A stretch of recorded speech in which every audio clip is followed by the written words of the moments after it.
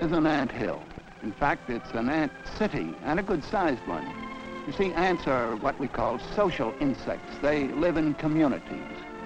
They live all over the world, above, on, and under the ground, and some of them, like this species, live in trees. But you can find them from the Arctic waste to the tropical jungles, and from the seashore to the timberline city that we're looking at is a good-sized one. It compares to, well, say, Minneapolis or Cincinnati or New Orleans. I mean, a city of 500,000 busy inhabitants. And as in most American cities, they're largely composed of workers. This is the interior of our ant city. It has main avenues and side streets and stores of different kinds.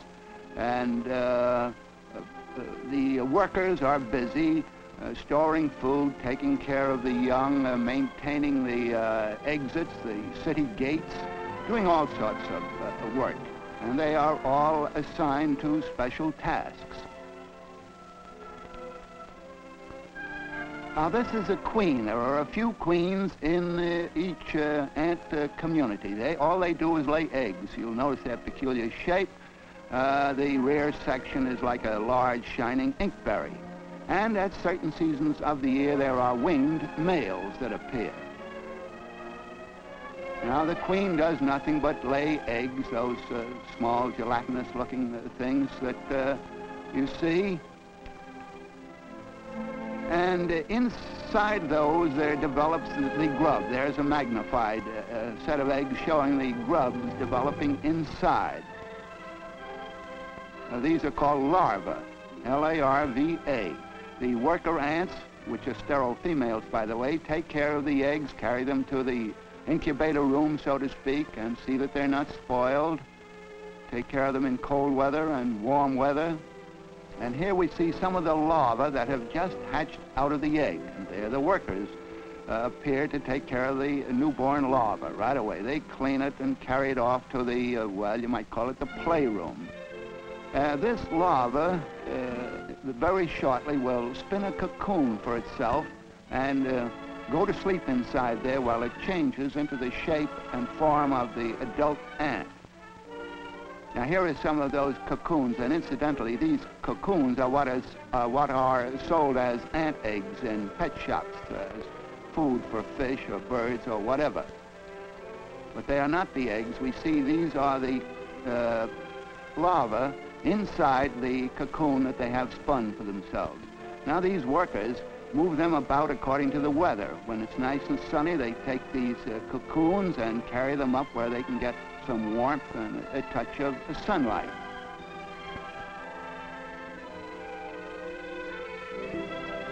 When it's time for the young ant to emerge from that cocoon, the young ant works from the inside, scratching and chewing and struggling, and the workers, seeing this activity, come and help it from the outside.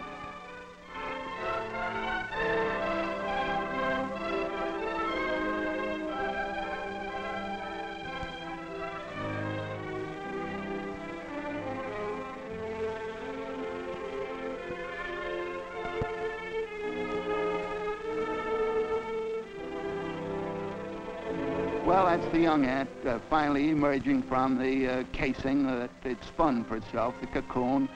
It kicks the empty casing away, and that's where another function of the working tribe comes in. They are street cleaners inside the city. They carry off all the debris, including the empty cocoon cases. As I said, at certain seasons, there are winged forms in the ant colony. The queen develops wings, and also the males appear at this season of the year only, and they are winged. Where you see one winged male appear, you know that the season is on, and there will be a lot of them shortly. Now, here are the males milling around looking for the queen to show up. And there is the queen, the large one in the middle. It's almost twice as large as the males.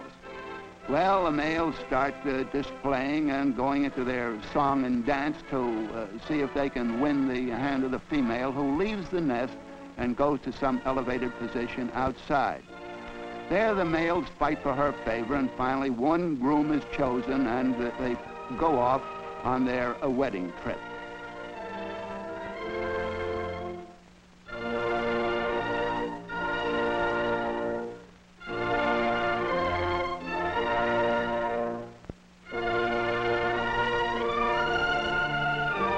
Well, finally she gnaws off her own wings and comes back to Earth and settles down to start a new community. Now, the most important thing about the worker ants who do all the work in the community is their antennae. Well, we call them their feelers. They do everything. They smell with them, feel with them, hear with them, and talk with them. Now, there's a couple exchanging some very good gossip, I suspect, telling tales out of school.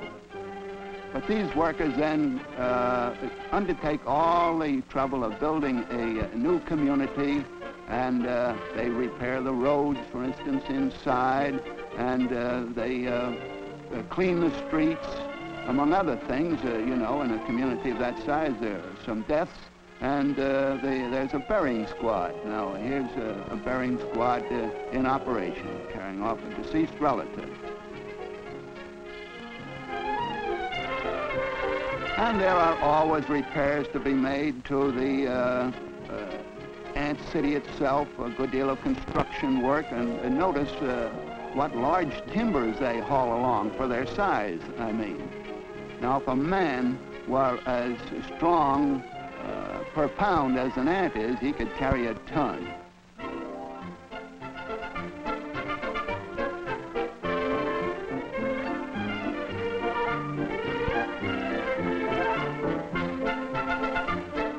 And of course there are the food crews too, and the ants go out and attack caterpillars and things like that that are a good deal larger than they are themselves. Incidentally, they inject a little formic acid into their victims, and that helps to stupefy them. But when they have them, why, they gang up and carry them off like this, and when they get them to the ant city, each one has his share of the food. They drag in moths and butterflies and caterpillars and grasshoppers, and so in that way they are beneficial to the garden.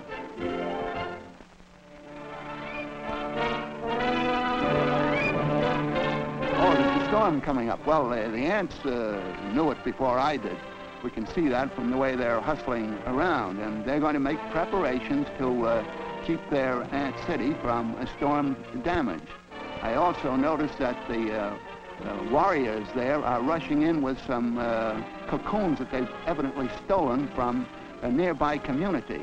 You know, ants do that. They kidnap cocoons from other communities and make slaves of those young ants when they emerge. Well, in addition to hiding their stolen goods, the ants here are carrying down the cocoons from the fair weather position up near the entrance to the stormy weather cellars. You notice that they carry those rather large cases very easily, and also pack them away with a great deal of an expert touch. Well, that's because they do it regularly. As soon as the weather changes, they start changing the position of the eggs and the cocoons inside the nest. But they do know now that a storm is coming, and they're hustling down the eggs and also the cocoons so that they will not be bothered by the weather.